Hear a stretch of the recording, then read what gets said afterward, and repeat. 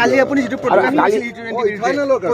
কৃষকৰ পেটত লাভ মানে কথাটো কিছুমান মানুহ মানে এনেকুৱা থাকে নতুনকৈ যেতিয়া মানে খেতিয়ক হয় তেতিয়া সি নিজকে বেছি বেছি খেতিয়ক হিচাপে দেখুৱায়। সেইদিনা আপুনি দেখিছিলে নাই পীযুষ হাজৰিকাই যেতিয়া পাৱাৰ টিলাৰখন লৈছে চলাব পাৰিছে জানো?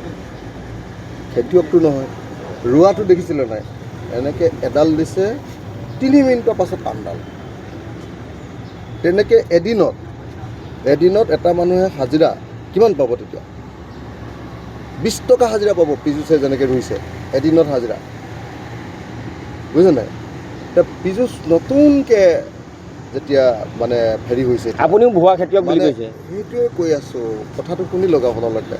নতুনকৈ যেতিয়া খেতিয়ক হোৱাৰ এটা নাটক দিব কৰিছে ন, যেতিয়া নাটক দিব কৰিছে তেতিয়া মানে পীযুষৰ বেছি বেছি দেখুৱাৰ প্ৰৱণতাটো আহিছে। মই খেতিয়কক খুব ভাল পাওঁ, খেতিয়কক ভাল পাওঁ। ইমান দিন লুটিয়ে থাকিলে এতিয়া খেতিয়কক ভাল পায়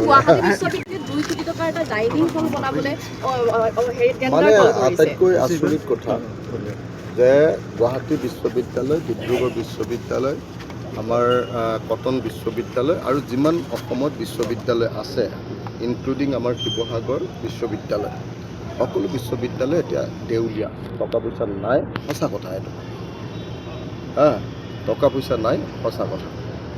গোটেই অসমৰ শিক্ষা ব্যৱস্থাটো হিমন্ত বিশ্ব শৰ্মা আৰু ৰণোজ পেগুৱে খাই পেলালে বুলি শব্দটো যে কয় অসমে, খাই পেলালে। সেইকাৰণে সেই সময়ত মানে এনেকুৱা ধৰণৰ এটা VIP ডাইনিং হল বনোৱাটো এটা আশ্চৰ্যজনক ঘটনা। মই ভাবোঁ যে সেই প্ৰজেক্টটো ৰখাই দিব লাগে আৰু সেই প্ৰজেক্টটো ৰখাই তাৰ পইচাটোৰে এতিয়া যিবিলাক কোৰ্চ বন্ধ কৰি দিছে সেই কোৰ্চবিলাকৰ কাম আৰম্ভ কৰিব লাগে। সেইটো যদি হেৰিও হয়, পিছত যদি ধৰেও যে ফাণ্ড ডাইভাৰ্ট কিয় কৰিছা বুলি গভৰ্ণমেণ্টে যদি ধৰেও, তেতিয়াহ'লেও গভৰ্ণমেণ্টক কৈ দিব লাগে উপায় নাছিলে মোৰ হাতত। যিকোনো খবৰৰ বাবে যোগাযোগ কৰক আমাৰ এই নম্বৰত 9181 307 2221।